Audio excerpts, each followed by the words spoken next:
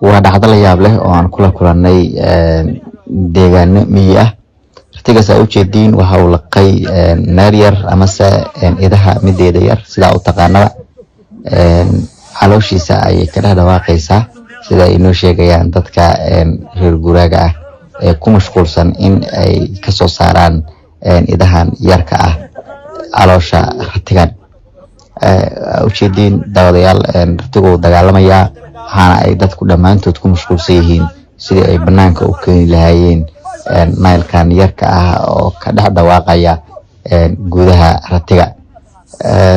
sida la sheegay ratigu markii uu laqayay dadka deegaanku waxa ay irti xilligan waxa lagu jiraa xilli barwaaqo ah waxaana isaga oo ratigaanu eryanaya geel loo qoqan ayuu neefkan idaha ah soo orday isagoo careysan sidaas ayuuna ku laqay. waxaa la sheegayaa inuusan jijibin oo uusan ilkaha wax uga dhibin sababtoo ah waa la iska suurtagal inuu uga dhigo laakiin waxay u badan tahay inuusan u dhibin. waa caqabad inteeda la adiga waad kula sugi kartaa oo waad ogaan kartaa inuu nooyahay neefka laga soo saaray markaa hordhacayo man kuu sheegayo. waxaan rajeynayaa in beedka kulwa noo dhahdeen laakiin saartiin sida sheegtareydii bermuda 24 ayaa nagala socotaan.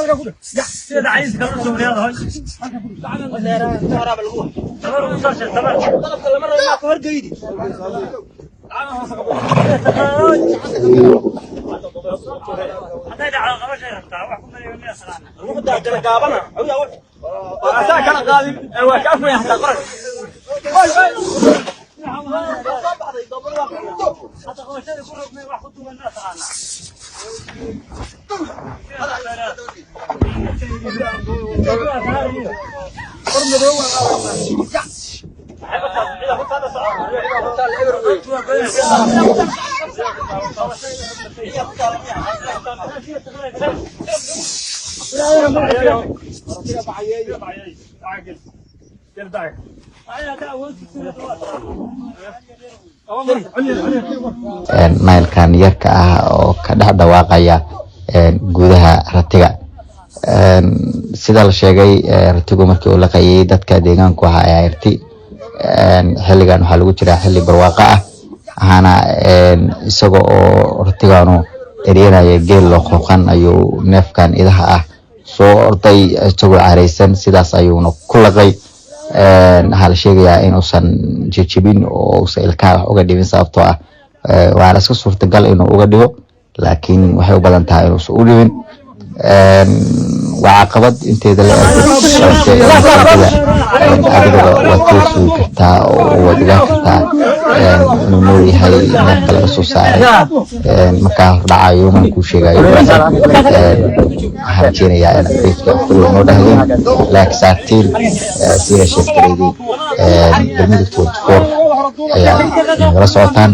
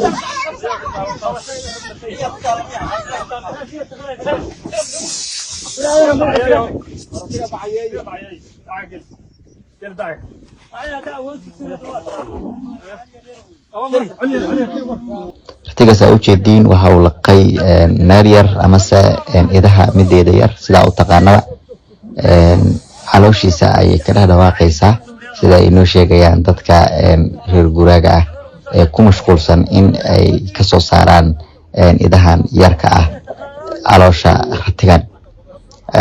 Ujeediin daawadayaal ratigu dagaalamayaa waxaana ay dadku dhammaantood ku mashquulsan yihiin sidii ay banaanka u keeni lahaayeen naylkan yarka ah oo ka dhex dhawaaqaya gudaha ratiga. Sida la sheegay ratigu markii uu laqayay dadka deegaanku waxa ay arti xilligan waxaa lagu jiraa xilli barwaaqo ah waxaana isaga oo ratiganu eryanaya geel loo qooqan ayuu neefkan idaha ah soo orday isagoo careysan sidaas ayuuna ku laqay. Waxaa la sheegayaa inuusan jejebin oo uusan ilkaha wax uga dhibin sababtoo ah waana iska suurtagal inuu uga dhigo laakiin waxay u badan tahay inuusan u dhibin. waa caqabad inteeda la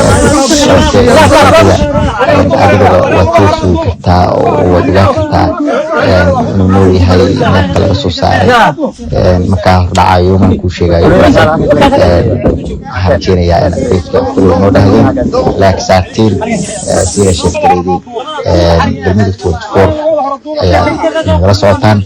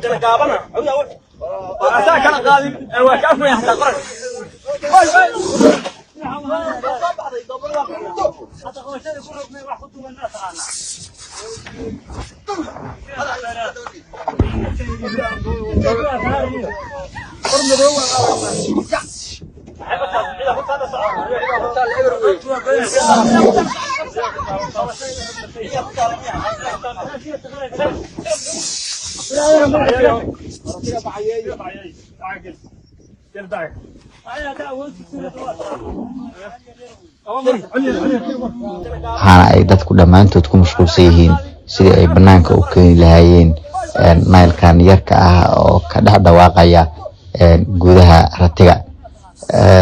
Sida la sheegay ratigu markii uu laqayay dadka deegaanku waxa ay arti xilligan waxaa lagu jiraa xilli barwaaqo ah waxaana isaga oo ratiganu eryanaya geel loo qooqan ayuu neefkan idaha ah soo orday isagoo careysan sidaas ayuuna ku laqay. waxaa la sheegayaa inuusan jejebin oo uusan ilkaha wax uga dhibin sababtoo ah waana iska suurtagal inuu uga dhigo laakiin waxay u badan tahay inuusan u dhibin. waa caqabad inteeda la adigaba waad kala sugi kartaa oo waad ogaan kartaa inuu noolyahay neefka laga soo saaray markaa hordhacayo man kuu sheegayo waxaan rajeynayaa in beedka kulwa noo dhahdeen laakiin saartiin sida sheegtaleydii galmudug 24 ayaa nagala socotaan.